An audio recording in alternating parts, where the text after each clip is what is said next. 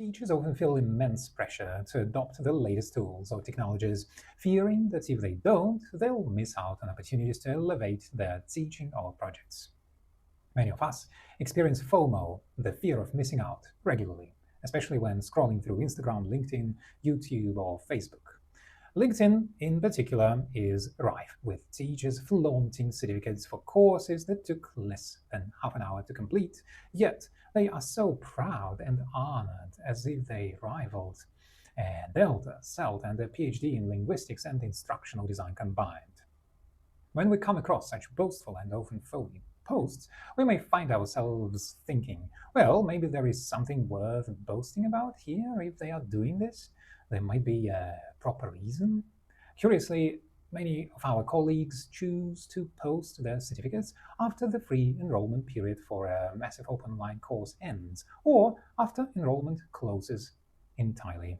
It seems calculated, a subtle move to underscore the uniqueness of their achievement and to make sure nobody else joins. Only then do they jubilantly announce their delight in sharing this milestone with others. So let's pause and ask, why should you not worry about all those credentials that others boast about? First of all, if those courses were free, then there's an 80% chance they are already included in our Udemy course, along with the certificates and pages that come with them. We've spent 2 years of our time and covered all possible worthy, free, massive, or open online courses. The same goes for most projects, showcases, ambassadorships, and similar labels. By the way, you can always request a free coupon from us if free slots are available, and you'll likely find those very same opportunities already embedded within our materials. The link is below. And if what they are boasting about wasn't free, then what exactly are we FOMOing over? They spend their own money. But as many young entrepreneurs say, true hustlers don't invest their own money in ventures. So unless it was a genuinely rare opportunity with real measurable value, which is hard to measure nowadays with the current state of economy, labor market, and the political situation, you haven't missed out. The same principle applies to all the tools, platforms, and AI apps being paraded online. If a subscription is involved, relax. It's behind a paywall. For instance, I've been building Grandomastery for over 10 years, pouring in all my time, energy, and emotional reserves. And yet I still let users decide how they want to support it. They can either donate a symbolic $3 per month, or help spread the word by posting fun Grandomastery activities completed with their students.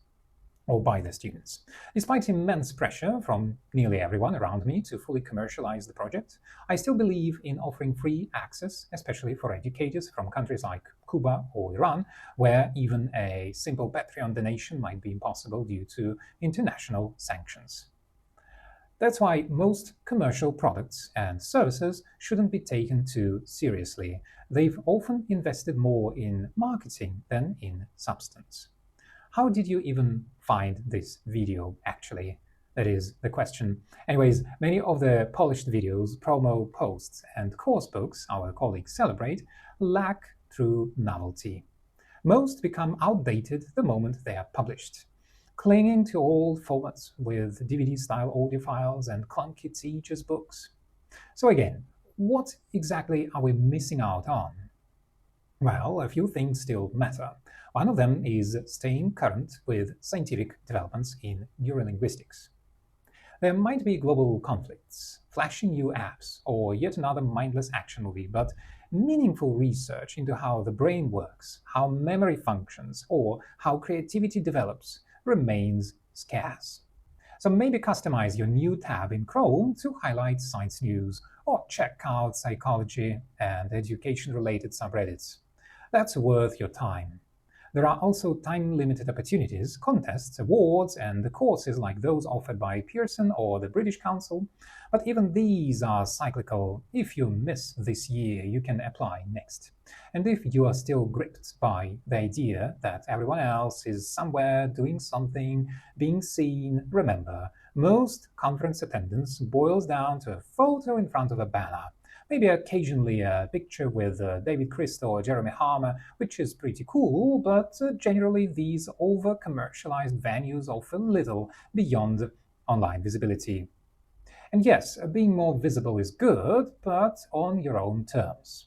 No need to rush into a paid event just for a photo op. On that note, did you know there are scam conferences that charge publishing fees or ask for hefty registration fees, preying on educators' FOMO? Some of these ventures are outright fraudulent, and yet they thrive because people are afraid of being left out. So, how do we really overcome FOMO? Is there a way to silence it for good?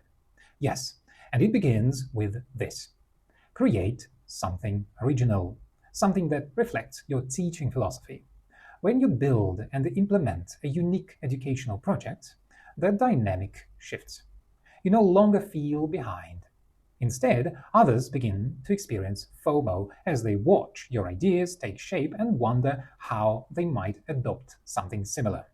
This not only raises your profile, but establishes you as a forward thinker in the evolving world of ESL education.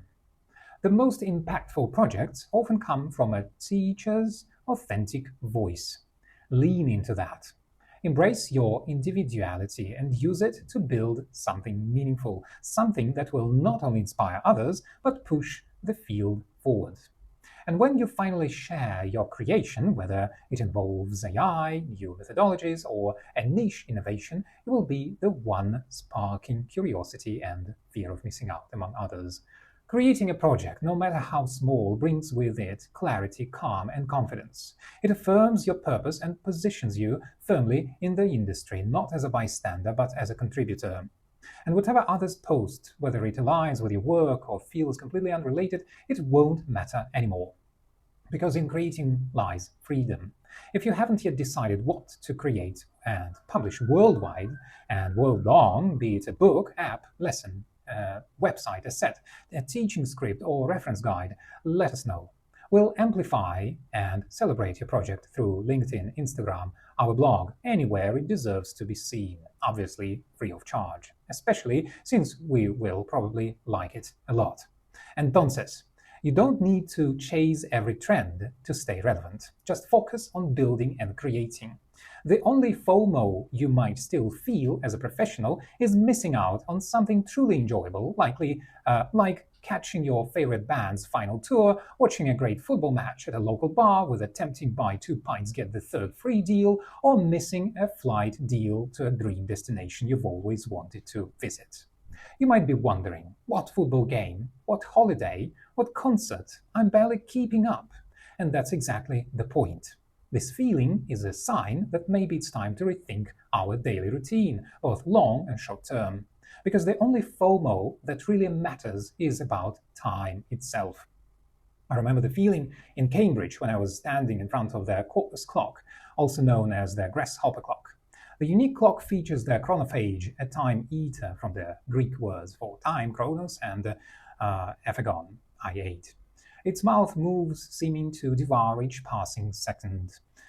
But the true time eaters are our jobs, dear colleagues. We sacrifice the most valuable hours of our lives, hours we could spend breathing fresh air, traveling to places with no internet, or simply reading a good book unrelated to teaching methods.